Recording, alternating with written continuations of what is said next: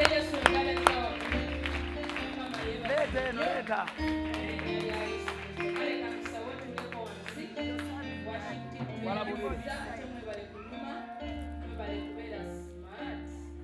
Merry Christmas, Merry Christmas. Mukama yebazibwe. Mukama yebazibwe. Amina. Santa naye nga bw'ayita. Mukama yebazibwe. Iyi nga temuliyo. Bwe muli naye temwogera. Wangi bawa akazindaalo.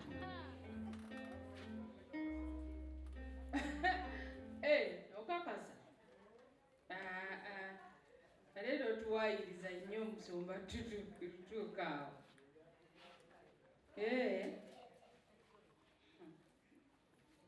Kikulu ekyo. Yeebazibwe Yesu. Mukama mulungi. Ekyo ekiseera kyonna twebaza Mukama okuba nga tutuuse ku ngabiri mu ttaano okujaguza kwa Mukama waffe Yesu Kristo. Okuzaalibwako. Omuntu omu nali ku Facebook nansindikira message n'angamba kakati mwe lwaki mukuza simanya olunaku biki ne mubuuza nti gwe okuza birthday ne mubuuza wazaalibwa n'angamba Yesu nazaalibwa. Ne mugamba bw'oba wazaalibwa bakucelebratinga birthday oba celebrating oba bagamba happy birthday osanyuka nti nsanyuka.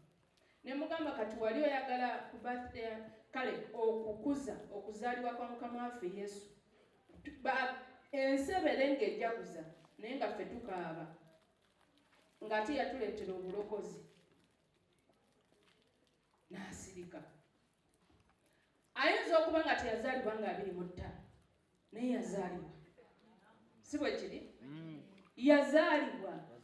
Ayinza okuba teyazaalibwa nga mmeka? 25.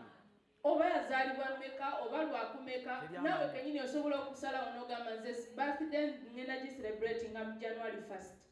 Nga owulidde waliwo abazicelebratinga olunaku lwe yalokoka. N'agamba lwe nazaalibwa kubanga gali amazaalibwa agasooka saagakola ki? Saagategeera saagamanya. Naye kati gano gemmanyi nga nnyingidde mu ndagaano ya Mukama waffe Yesu mu bwakabaka bwa Katonda obutalemererwa. N'asalawo n'akola ki? N'acelebrating olwo. Okitegeera. Naye bw'abanga ffe abantu tusobola okwecelebrating nga tugamba birthday yange n'owulira birthday oyagala buli kamu okalye naye ate Mukama waffe Yesu eyatuleetera obulokozi. Lwaki tetumucelebrating? Mukama yeebaze. Kale, Merry Christmas. Merry Christmas. Twebaza Mukama olunaku lwa leero era twebaza Mukama olw'okuzaalibwa kwa Mukama waffe Yesu. Kale kankusabe oteeke omukono gwo mu bbanga omulala okuteeke mu kifuba ogambe nti ayi Yesu wange nkwebaza olw'okuzaalibwa munda mu nzi, olw'okuzaalibwa okujja ku nsi. Weebale olw'okujja ku nsi kubanga okujja kwo ku nsi kwakyusa nze. Wazaalibwa ku lwange nze nveeko ebibi nfune emirembe gifuge mu nzi. Era nsaba n'okutandika n'olwaleero nzaalibirirwe ddala omulundi ogwokubiri. Ebibi bigende, ebibi bifulume, ofuge munda mu nzi, weegulumize era otuule ofuge mu linnya lya Yesu. Ebibadde bifuga mu nze obusungu, okuyomba, okulwana, olugambo, enge, ettima, obunanfuusi n'ebirala byonna, obwenzi, obukaba, byonna bifulume mu nze. Obwakabaka bwo bufuge mu nzi. Weebale Yesu, weebale Mukama, weebale omwoyo wa Mukama mu linnya lya Yesu Kristo nsabye. Katonda omulungi Taata omwesigwa mu linnya lya Yesu Kristo Omwana Katonda omulamu, Mukama nga tugenda mu saaviisi yaffe, nsaba omwoyo wa Mukama, omwoyo omutukuvu oyo yakyalira Maliyamu n'amuwa amawulire amalungi, era n'olunaku lwaleero akyalire buli kinnoomu, atuwa amawulire amalungi, akyalire abali ku online, akyalire abakyala abali wano, akyalire abaami abali wano, abaana ab'obulenzi ab'obuwala, akyalire mu baana baffe, afuge munda mu ffe. Weebale Yesu, weebale Mukama, mu linnya lya Yesu Kristo nsabye. Amen. Kale bikula Bayibuli okubanga kale kuba engalo kubanze sinakugamba kuba engalo kuba engalo za Mukama waffe Yesu. Mukama yeebazibwe. Aliba mukulu ayitibwa mwana w'oyo ali waggulu ennyo, era Mukama Katonda alimuwa entebe ya Dawudi jjajjaawe, era anaafuganga ennyumba ya Yakobo emirembe n'emirembe, so n'obwakabaka bwe tebuliggwaawo. Awo Maliyamu n'agamba malayika nti kiriba kitya ekyo, kubanga simanyi musajja. Ne malayika n'addamu n'amugamba nti Omwoyo Omutukuvu alikujjira n'amaanyi, n'oyo ali waggulu ennyo n'amaanyi g'oyo ali waggulu ennyo galikusiikiriza, era ekyo ekirizaalibwa kye kiriva kiyitibwa ekitukuvu, Omwana wa Katonda. Agamba nti laba Elizabeth muganda wo, era ye ali lubuto lwa mwana wa bulenzi mu bukadde bwe. Guno gwe mwezi gwe ogw'omukaaga eyayitibwanga omugumba, kubanga tewali kigambo ekiva eri Katonda ekiri bulwamaanyi. Maliyamu n'agamba nti laba nze ndi muzaana wa Mukama, kibe ku nze nga bw'ogambye. Awo malayika n'ava gy'ali. Mukama waffe yeebazibwe. Kati tubikkule ne mu Isaaya essuula ey'omwenda. Isaaya essuula ey'omwenda. Isaaya essuula ey'omwenda.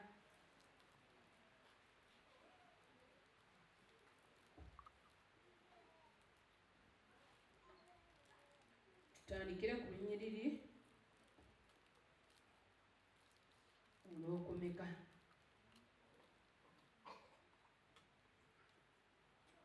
Olw'omukaaga. Bayibuli egamba nti kubanga omwana atuzaaliddwa ffe, omwana ow'obulenzi aweereddwa ffe, n'okufuga kunaabanga ku kibegabega kye, n'erinnya lye aliyitibwa wa kitalo, ateesa ebigambo, Katonda ow'amaanyi, Kitaffe ataggwaawo, omukulu ow'emirembe. Okufuga kwe n'emirembe teribirikoma kweyongeranga ku ntebe ya Dawudi ne ku bwakabaka bwe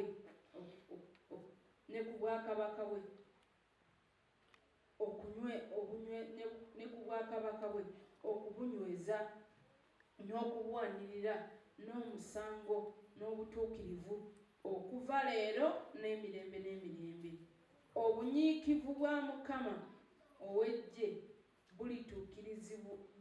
bulituukiriza ekyo.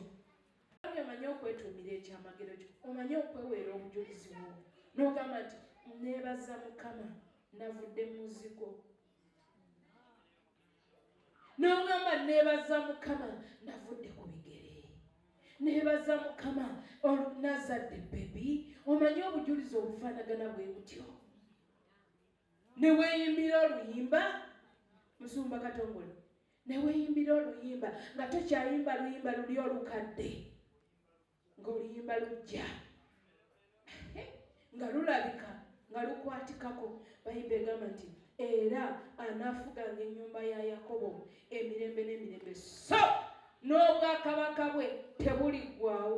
Awo Maliyamu n'agamba malayika nti kiriba kiti ekyo, kubanga nze simanyi musajja.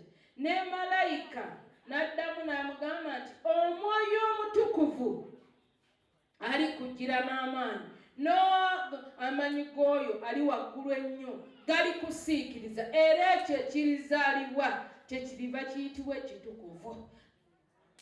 Agambye nti Omwoyo Omutukuvu kujira. Nsaba omwoyo wa Mukama kubanga olaba mbadde mbuulira abalala nga babuuza kati ekyo kinaabaawo kiti. Kinaabaawo kitya nti nze nange nzimbe? Kinaabaawo kitya nti nange nfune ekyapa nga kiri mu mannya gange? Kinaabaawo kitya nti nange nfune promotion? Oli yeebuuza kinaabaawo kitya. Nsaba kikubeerere bwe kityo mu linnya lya Yesu. Naawe kenyini otandika okubuuza kinaabaawo kityo naye nga kyakoleddwa ludda mu linnya lya Yesu. Kubanga Katonda ate njagala mbabuulire, Katonda waffe atusookayo. Katonda waffe omwoyo omutukuvu nze ekyo yakimbikkulira nga tetunanagera mu lockdown. Nempulira eddoboozi nga ligamba nti Katonda waffe atusookayo. Atusookayo oba wa atusookayo. Katonda atusookayo. Totunula n'ogamba nti naye ngenda kola ntya, oba interview ngenda gikola ntya, oba kino ngenda kikola ntya. Katonda waffe, Katonda w'okkiriza yakusooseeyo. Wulira statement gyawa nti alitukulembera aba ategeeza atyo. Bw'agamba nti alitukulembera n'atereza ebifo ebitali bisende, kyagamba muba mutambulira ku level.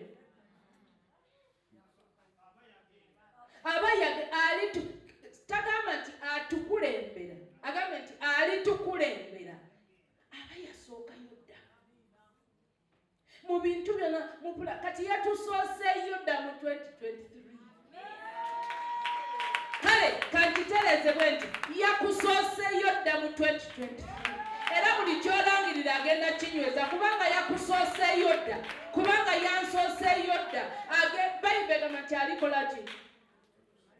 Alitukulembera. Togenda wekka era toli wekka. Gamba sirinze weekwateko. Oluzungu ogambe nti I'm not alone. Sirinzekka. Agambe bwakukulembera atereza ebifo ebitali bisende. Ebisende ebisinga ogenda nogamba nakoze interview nenfuna omulimu nga Katonda yajjawo dda omuntu eyandibadde akulemesa okufuna omulimu ogwo. Nga yamukwata yakusookayo dda n'amukwata n'amuwugula n'amugjawo. Gwe n'ogenda n'okola interview n'oyita okitegeera aba yakusooseeyo dda. Nsaba Katonda akusookeyo 2023 atusookeyo mu linnya lya Yesu. Buli kye tulangirira kinywere, buli kyotwogerako kati teweeyogerako bubi. Biseera byakulangirira. Bayibuli egamba nti malayika najja n'alangirira ti omwana ow'obulenzi agenda kukola ki? Agenda kuzaalibwa.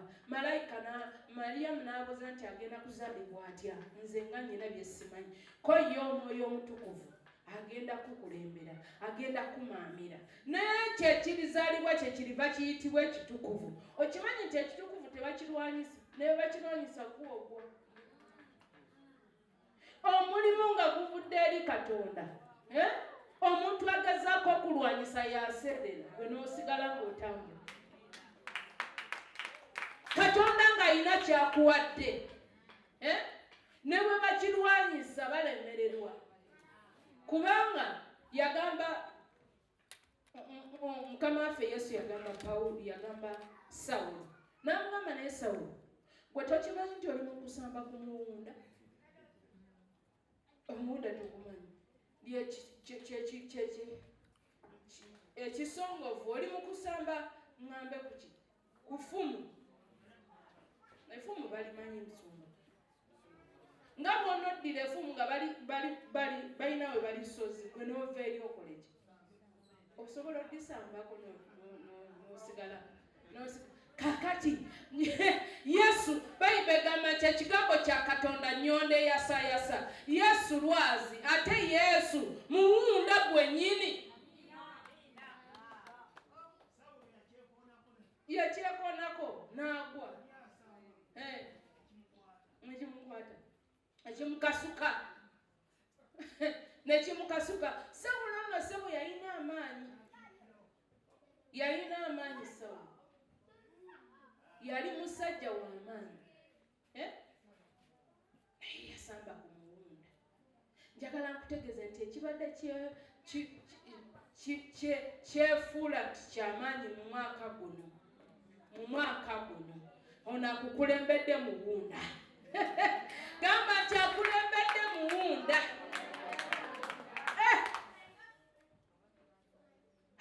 Akulembedde lyefumu ery'omwoyo omutukuvu. Bweri kyonna byekisanga ligenda kukitereza gw'ogenda kuyitawo. Ab'emikwano ffe ku lwaffe tetusobola. Ffe ku lwaffe tetusobola kubanga aliyo ebifuga nebifugira mu bajjajja byewasangawo nebifuga. Balina kubeera bwe bati, balina kuzaalira kigumba, simanya kizaala gumba, simanya balina kukola kuki, simanya kuzaalira ku lujja. Njagala nkutegeeze gwe ebibyo Katonda agenda bikyusa mu linnya lya Yesu. Ono akukulembedde agenda kubitereza. Ebifo ebitali bisenda agenda bikyusa. Ebyo ebyasiba agenda bikutula. Ebyo ebiremesa agenda bimenyamenya. Nsaba Katonda akikolere mu linnya lya Yesu Kristo. Oyingire 2023 nga mwaka gwanjawo. Kubeere gwanjawo. Kubanga obadde weekulembera. Ekituufu twekulembera nnyo. Twekulembera nnyo ne tulowooza nti tujja ffeffe nnyini tujja kwerwanirira. Bayibuli egambye nti omwana atuzaaliddwa. Mbadde nkusaba okkirize omwana oyo azaaliddwa ayingire munda mu ggwe, abeere munda mu ggwe afuge. Oleme kubeera nga weefuga wekka, oleme kubeera nga weerwanirira. Kubanga amaanyi gaffe ffe matono, naye ate bw'abeera munda mu ffe omulabe waffe y'ani? Bw'abeera munda mu ffe omulabe waffe y'ani? Nkugambe tusomenga Bayibuli tugitegeere. Omwoyo Omutukuvu yangamba nti Katonda affe atusookayo, n'atusooka ne wano yakusooseewo. Ate nga newe gyewa ngende mu ndongo n'akola ntya? Kati olwagira Mukama waffe Yesu oyampambira n'ambaka. Kale situka nkusabire Katonda omulamu, Taata omwesigwa, mu linnya lya Yesu Kristo nkwebaza Kabaka w'abakabaka. Lord Jesus,